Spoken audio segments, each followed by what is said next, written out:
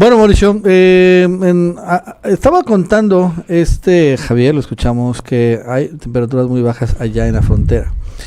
Y es cierto, pero las cosas están empezando a poner peor. Trump no va a llevar ni 48 horas en el cargo y enfrenta su primer gran desafío.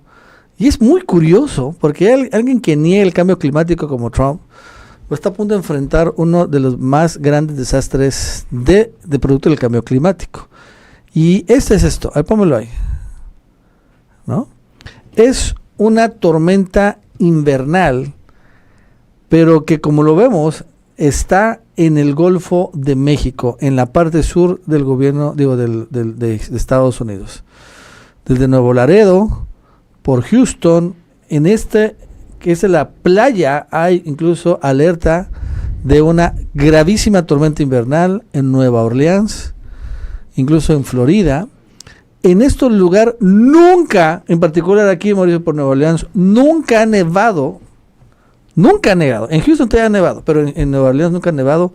Y están a punto de ser impactados, o ya están siendo impactadas, por una verdadera, increíble tormenta invernal. Y hasta dónde llega, hasta Virginia, ¿no? Entonces, esto, yo me acuerdo, Mauricio, hace como 4 años, ¿no? Cuando impactó el vórtice polar, ¿no? ¿Te acuerdas? Sí, que afectó todo el área de Houston. Sí, toda la zona de Texas, sí. Generó un gravísimo problema de falta de energía eléctrica, de falta de agua. Esto va a ser mucho, pero mucho peor, porque el área de impacto es monstruosamente grande, que quede claro, en lugares que no están acostumbrados a tener ese tipo de temperaturas. Porque pues, si esto impacta en Alaska o en Canadá, bueno, pues obviamente las casas están preparadas para todo eso. Pero no en estos lugares que son cálidos, verdaderamente cálidos. Mauricio, son hasta tropicales, ¿no? Está en el trópico. Sobre todo en Nueva Orleans, ¿no? Que tiene ese clima húmedo, sí, relativamente y también cálido. Florida, todo eso, todo. Sí, Florida, pero Miami, esa parte sur no se va a ver tan afectada, ¿no? Más bien es el norte de Florida. Norte de Florida. Y entonces va a ser un impacto, y ya es un impacto increíble. Ahorita todavía es como que es la anécdota, pero si pasa como sucedió en Texas, va a también pasar algo, nos podría afectar a nosotros. Porque cuando fue el vórtice polar, se congelaron las plantas de gas natural, o incluso Estados Unidos cierra el envío de energético, y esto generó que se disparara el precio del gas natural a nuestro país.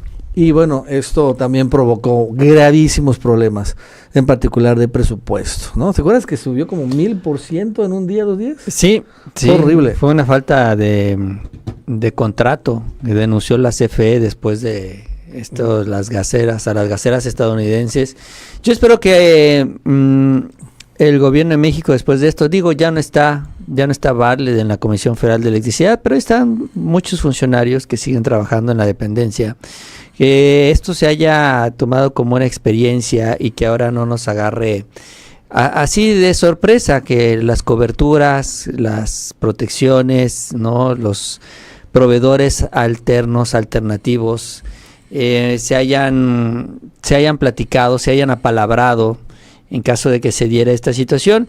Y generalmente pues así es, sucede cuando sucede, Nacho. O sea, el presidente, la presidenta, que ya podemos hablar también de los dos géneros, pues traen su propia agenda, traen su propia estrategia, traen su línea de acción, de actuar, traen también todo el manejo mediático del arranque de su gobierno, pero se aparecen los desastres naturales, se aparecen las acciones de emergencia, se aparecen pues estos eventos ineludibles, ¿no?, como es el tema del clima en todas sus vertientes, ¿no?, tanto huracanes, tornados, en este caso también está el clima frío, el clima helado, pues te obliga a ajustar todo tu plan.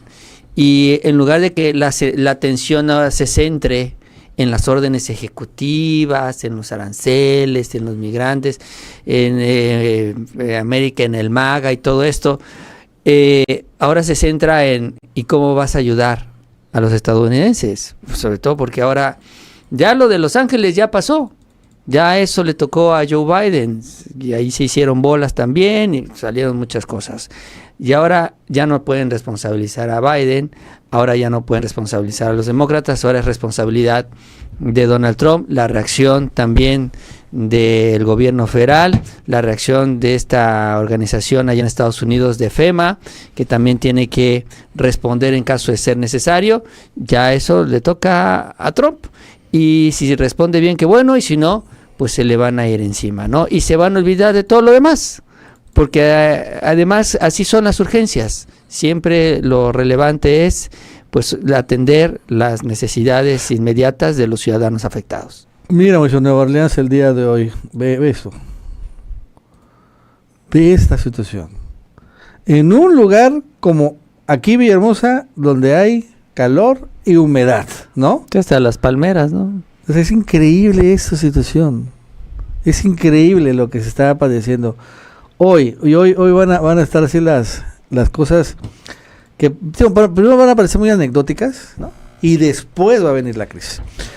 Bueno, en medio de todo esto, el día de ayer Donald Trump se cansó de firmar órdenes ejecutivas, firmó como unas 200 de todo tipo, colores y sabores. Y yo me acuerdo muy bien, hace 8 años hizo exactamente lo mismo, ¿no? Pero bueno, ya al final tenemos 4 años de un gobierno de Donald Trump.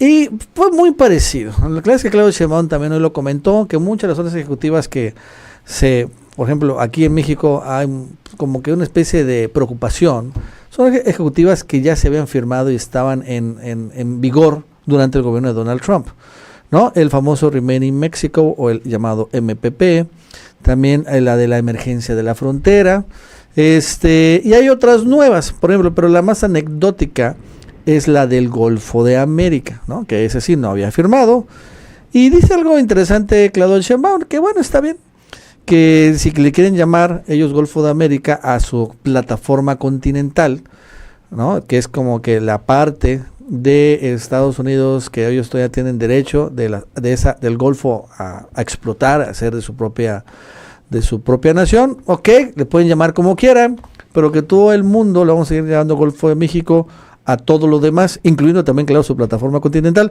Vamos a escucharla.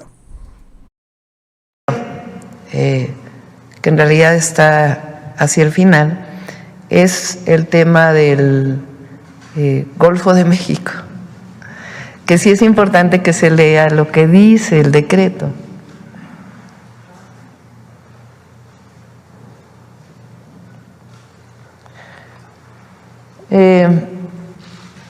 Dicen que le va a llamar Golfo de América en su plataforma continental.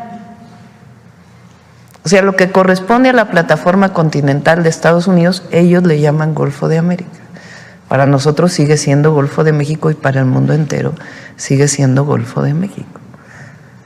Entonces sí es importante que se vea lo que dice el decreto. Por eso digo que siempre hay que actuar con respecto a lo que está escrito. Entonces es a su plataforma continental. Para nosotros y para el mundo entero, pues se sigue llamando Golfo de México. Bueno, que hoy Claudio Sheinbaum de manera muy serena al final me dijo, no pasa nada, eso, ¿no? No pasa nada, lo cual yo estoy totalmente de acuerdo. Ya se vaya la negociación y lo que firmó, de lo más grave y entre comillas son este tema de los cárteles criminales como organizaciones terroristas. Pero fíjate que hay un buen hilo por aquí que lo retuiteé, en donde señala, mira, ve ese tweet, o sea, que cuáles los análisis. Primero, le pregunta a una persona, ¿qué rayos es un cártel? ¿No? La definición. ¿Son solo las personas involucradas en el tráfico de drogas? ¿O son las personas que extorsionan, roban y secuestran autos bajo la protección del cártel? ¿O son solo las personas que cobran la extorsión? Ahora, ¿dónde termina un cártel y dónde empieza la población civil? ¿En el narcotraficante de la esquina? en el policía que acepta sobornos, en el policía que mira hacia el otro lado por medio. ¿Estados Unidos realmente enviará fuerzas especiales a México? ¿Cuáles serán sus reglas de combate? ¿Qué harán con la policía y el ejército mexicanos que protegen los laboratorios de drogas y las casas de seguridad de los cárteles? ¿Dispararles? En cuyo caso, ¿se trata de un acto de guerra? ¿O las fuerzas estadounidenses simplemente trabajarán en conjunto con las fuerzas mexicanas? En ese caso, ¿cuál es la diferencia entre esto y la ayuda de la CIA al ejército mexicano para capturar a Vida Guzmán? Y sigue, ¿no? ¿Qué pasa con los mexicanos y otros solicitantes de asilo de Los Ángeles? ¿Ayudan a los cárteles pagándoles cuotas de extorsión? ¿O son víctimas de los cárteles y por lo tanto tienen más probabilidades de que se les conceda asilo? Es importante. ¿Qué pasa con las 6,000 armerías que hay en un radio de 16 kilómetros de la frontera entre Estados Unidos y México? Ahora están armando a grupos terroristas.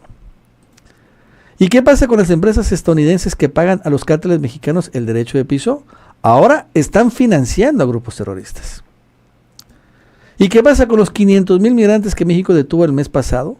¿Podría el ejército mexicano, ya de por sí sobrecargado, permitirles dirigirse al norte si están ocupados lidiando con los cárteles? ¿No? Muy interesante, ¿no? Finalmente es el problema de designar la definición. Es muy difícil, ¿no? En particular porque hay muchos socios estadounidenses metidos ahí. Mira, este tema de los cárteles. Yo ayer decía en uno de los videos, de mis videos, pues hay que tomarles la palabra, ¿no? O sea, vas a designar a los cárteles como organizaciones terroristas. Órale, va, tráetelos. Sí, está el tema de la invasión. Bueno, pues eso a ver si se da y si no se da. Pero esta declaratoria tiene muchas implicaciones legales. Ojo, apenas se dio esta orden ejecutiva, todavía tiene que darse un procedimiento de aval por parte del área de seguridad interna, de la Secretaría de Estado, del Senado de los Estados Unidos. O sea, es todo un proceso que se echó a caminar. Todavía no se tiene una declaratoria formal, válida o legal, vamos a decirlo así, del tema de los cárteles. Sin embargo, bueno, vamos a suponer que eso ya es válido. Entonces, ¿qué es lo que debe decir México? Te tomo la palabra, porque México tiene mucha evidencia de que Estados Unidos también tiene evidencia. Ya hay mucha información validada por los dos países sobre la participación, tanto de las armerías, como de los fabricantes de armas, como de los bancos que lavan dinero de los cárteles. Entonces, si tú vas a declarar a las organizaciones como terroristas, entonces México puede exigirle a Estados Unidos, ve y congela las cuentas de este banco, ve y detén a los dueños de las armerías, ve y detén a los dueños de las empresas que están vendiendo este armamento, ve, aquí está el registro de las armas de Estados Unidos que llegan a manos de los cárteles. Oye, tú también tienes tu registro de armas que llegan a los cárteles. Incluso hoy los diputados y senadores anunciaron de Morena que hicieron una solicitud formal para que la ATF les actualice las armas, la información sobre las armas que están en México, que son vendidas en los Estados Unidos y están en posesión de los cárteles, porque ellos saben cuántas son, o cuando menos tienen un muy buen estimado. ¿Por qué? Porque ellos las venden. Entonces, yo lo que decía ayer, pues les tomamos la palabra. Y finalmente, México, que ha impulsado procesos legales en contra de estas empresas, ahora sí puede llegar con la Suprema Corte de Estados Unidos y decirle: mira, Suprema Corte, ya son declaradas organizaciones terroristas, lo que te estoy pidiendo es que hagas que se cumpla la ley en contra de estas empresas y vaya y se ejerza esta acción legal y podamos frenar el tráfico de armas hacia nuestro país. Sería una maravilla que eso sucediera, que eso es el mayor problema de la inseguridad en México, es ese, el gran tráfico de armas desde los Estados Unidos. Entonces yo no lo veo como así tan mala noticia, Te diría, yo diría que se puede aprovechar. Si México juega muy inteligente sus cartas en este tema, podemos sacar mucho beneficio.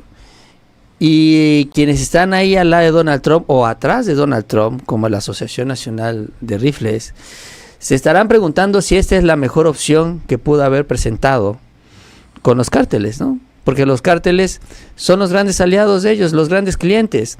Por eso quieren la iniciativa Mérida en México, en Estados Unidos. Ayer lo decía, la semana pasada, no me acuerdo, ¿no? Las empresas que venden armamento arman a los cárteles y también ofrecen armar al gobierno de México, y ellos hacen negocio con el conflicto en nuestro país. Nosotros ponemos los muertitos, ellos cobran los dólares y ellos felices, y que los mexicanos pues, se los cargue el payaso, ¿no? Pues así no se vale, pero ahora puede cambiar. Entonces hay que tomarle la palabra a Donald Trump.